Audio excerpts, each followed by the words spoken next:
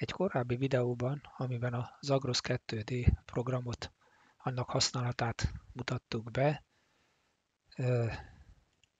ezt a hőhíd problémát oldottuk meg, tehát egy külső fal és egy belső födém csatlakozásának a hőhíd számítását láthatjuk abba a videóba. Most ugyanezt a problémát próbálom megoldani a Wimbatton belül, szintén az Agros 2D közreműködésével ebben a projektben. Én itt már előkészítettem annyiban ezt a munkát, hogy létrehoztam egy falat azzal a 3 réteggel, ami korábban is volt, tehát a 2 vakolat és közte ez a 30 centis téglafal. A födém hasonlóképpen, mint az előzőben, csak egy vasbeton rétegből áll, illetve ennek a födémnek a végére szeretnénk majd föltenni egy szigetelést vakolattal. Létrehozok egy új szerkezetet,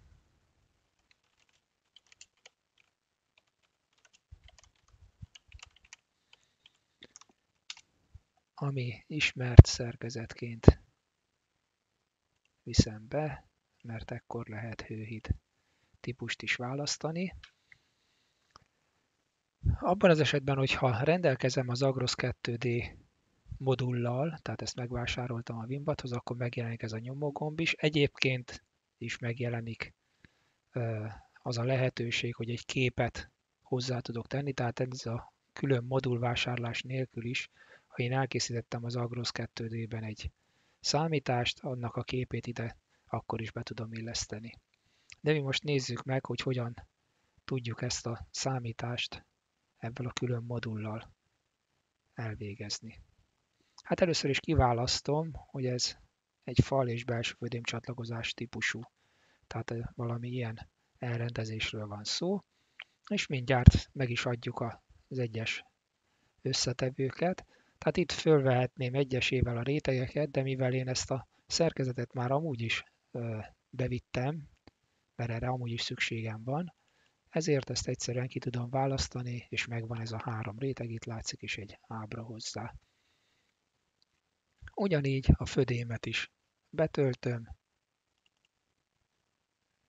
el is helyezte ide, hogyha itt kisebbre veszem, akkor látszik, hogy ilyesmiről van szó. Ha nagyobbra, akkor jobban látom, hogy a rétegek azok milyen vastagok,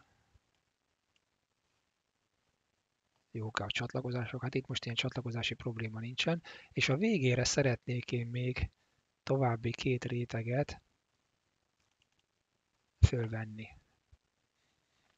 Tehát azt a képet, amit az előzőekben nekem az Agros 2D-ben kellett pontonként megadni, az itt most egyszerűen előállt, és arra is lehetőségem van, hogy egy fájlba ezt elmentsem, egy olyan fájlba,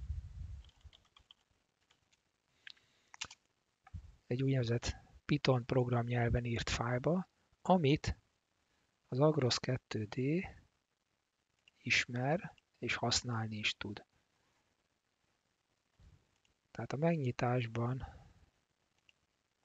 én ezt a teszt, amit most kiexportáltam, ezt megnyitom, akkor megnyílik az Agroson belül ez a Python Lab modul. Itt van az a fájl tartalom, amit a Wimbat előállított, ami leírja magát a problémát, illetve az utána lévő rész pedig a hőhíd számítást. Ha én ezt most elindítom, akkor itt zölddel megjelent az a néhány paraméter, amit én számítási eredményként szeretnék. Hát a korábbiakban azt láttuk, 119 watt per méter volt az az érték, hát most nekünk egy nagyon pici eltérés van ahhoz képest, valószínűleg azért, mert itt több tizedes jegyre van kiírva, illetve lehet, hogy a modellben is van apró eltérés. Ebből az L2D számítódott, itt van, hát itt most több jegyre van kiírva a falnak az új értéke, amit levonunk, és az előző videóban 0,36 volt a végeredményünk, most 0,357, tehát ez gyakorlatilag ugyanaz a végeredmény, apró eltérés ez. Illetve, hogyha visszamegyünk az Agros 2D-be, akkor itt előállt az az ábra is, ami nagyon hasonló az előzőekhez, mivel a probléma is ugyanaz. És itt, hogyha azt mondjuk, hogy picit inkább belenagyítok, informatívabb lesz, hogyha az érdekes rész jobban látszik, és így ezt a képet lemásolom. Ide visszamegyek, megjegyzem, hogy 357 ezred, tehát 0,357 ezred a számolt érték, és a képet pedig a vágólapról beteszem, tehát ezt a képet rendeltük hozzá.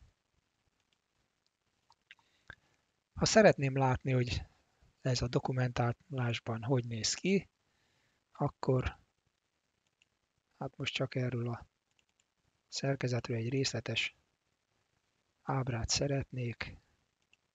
Megtekintjük, akkor azt látjuk, hogy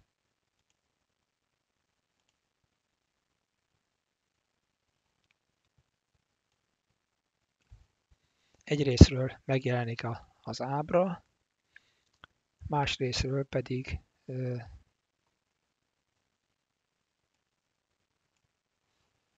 magának a számításnak a reprodukálásához is látunk leírást, tehát itt megjelenik, hogy a födém milyen kétoldali hőátadási tényezővel, milyen réteggel, a végén volt egy cementvakolat és egy hőszigetelés, magának a falnak az adatai 8-as és 24-es belső-külső alfa érték, illetve ez a 3 réteg. Tehát ez mi a dokumentációban erre a vonalmenti hőátbocsátási tényező számításra elérhető.